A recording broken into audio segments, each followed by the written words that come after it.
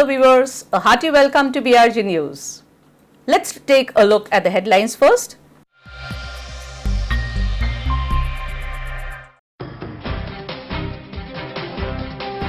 Teachers felicitated for the notable contribution in the field of education by the Minister of State, Narmada Nigam, Shri Yogesh Bhai Patel.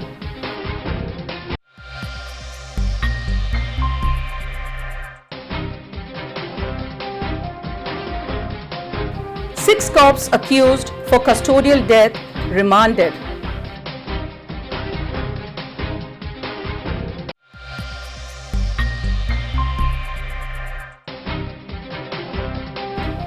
A silent protest conducted by the teachers of the Baroda Academic Association.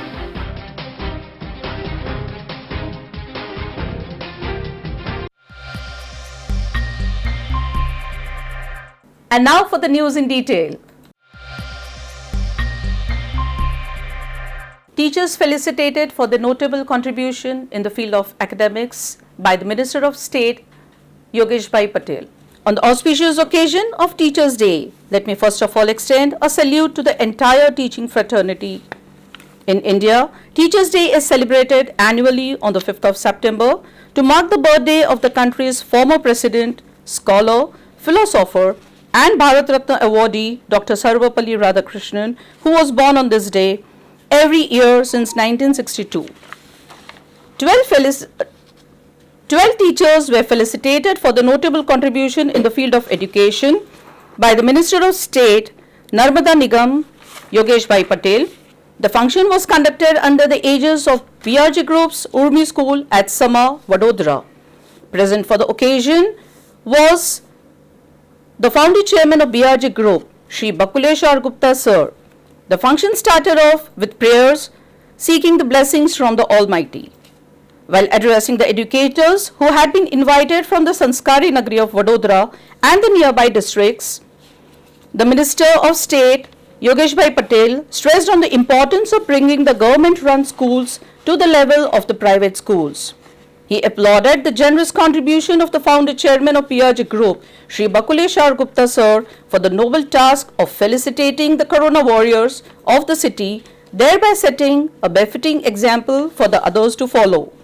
Gujarat सरकार द्वारा श्रेष्ठ award शिक्षकों ने प्राथमिक शाला તેમજ માધ્યમિક શાળામાં મળે એ માટેનો કાર્યક્રમ આજે હતો. ખાસ કરીને જે શિક્ષકોએ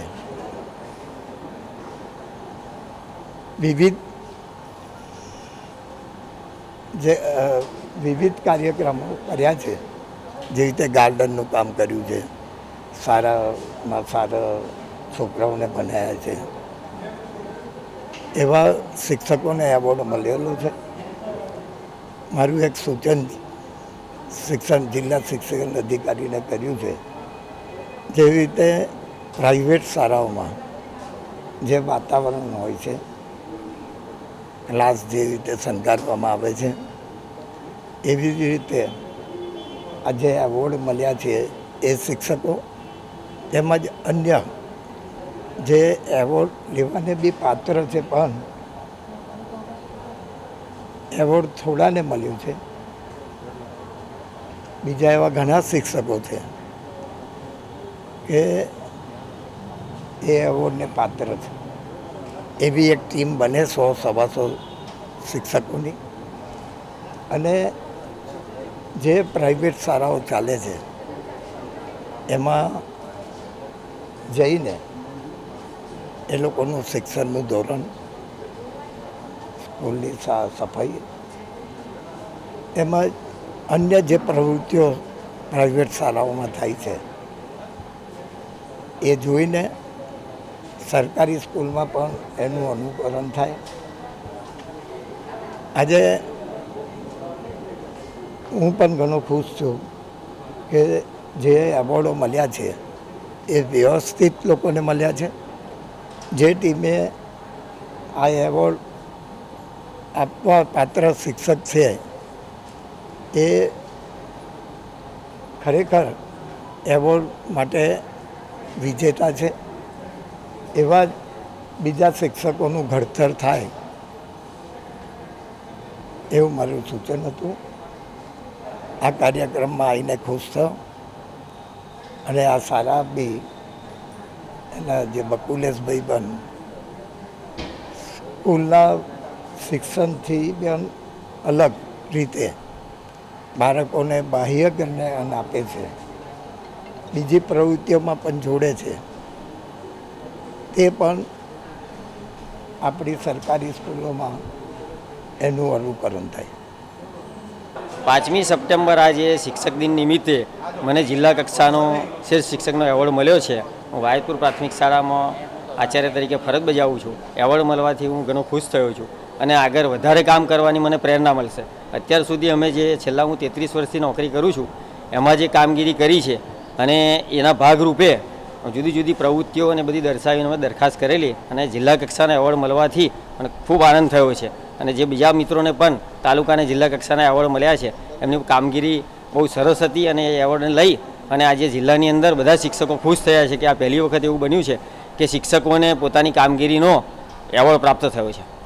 Koili villagers and the Sarpanch complained against the toxic pollutants released from Gujarat refinery.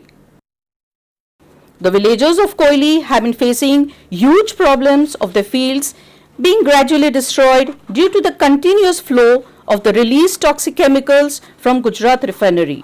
They decided to lodge a complaint led by the Sarpanch to the collector of the city against the same. હું મારા ગામ માટે આવ્યો છું, મારા ગામના ખેડૂતો માટે આવ્યો છું.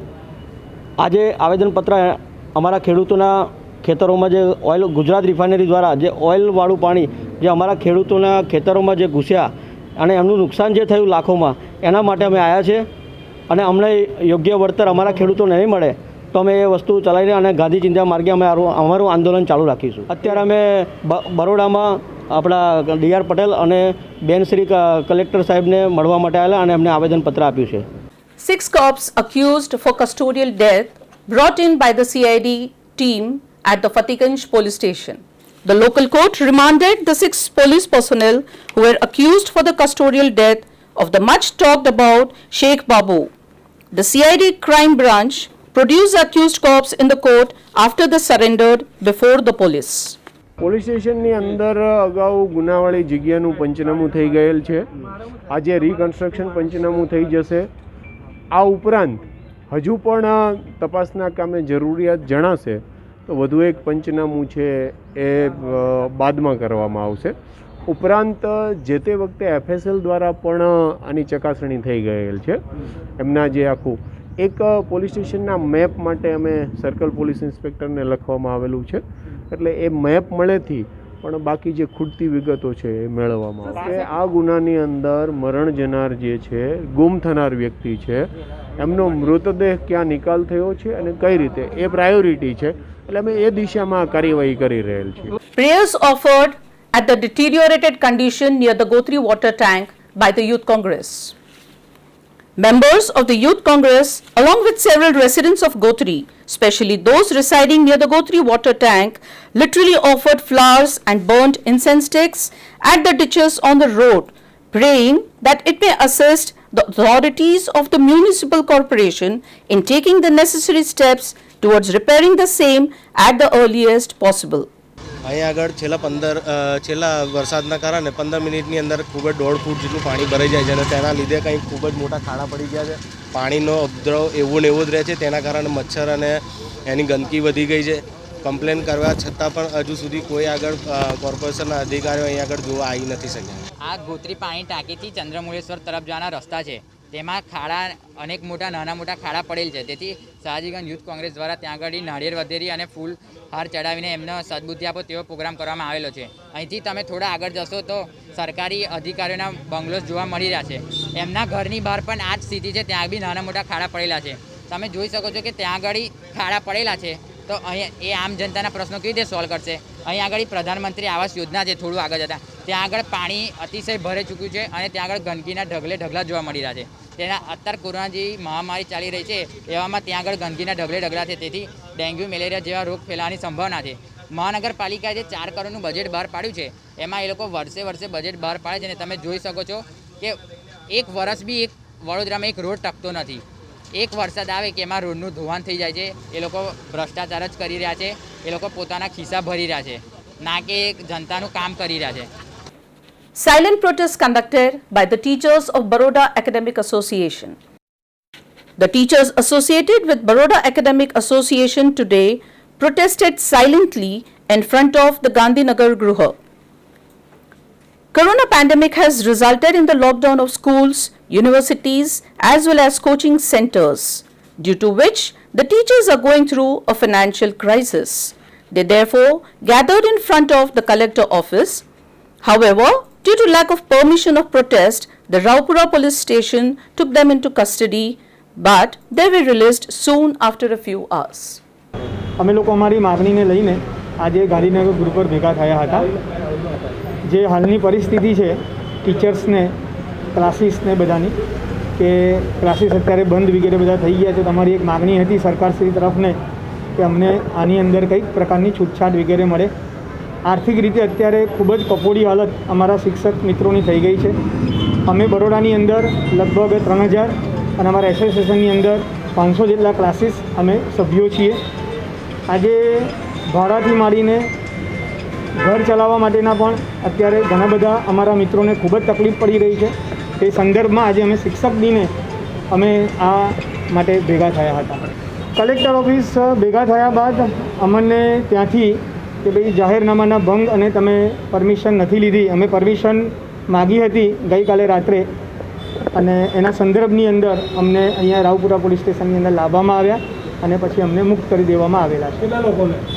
અમે 5 જણને અમને અટકાયત કરાતા અને પછી અમને છોડી દેવામાં આવેલા. That's all for today, folks. Let's meet tomorrow again. Till then, stay safe, take care. Goodbye from the entire team at BRG News. Thank you.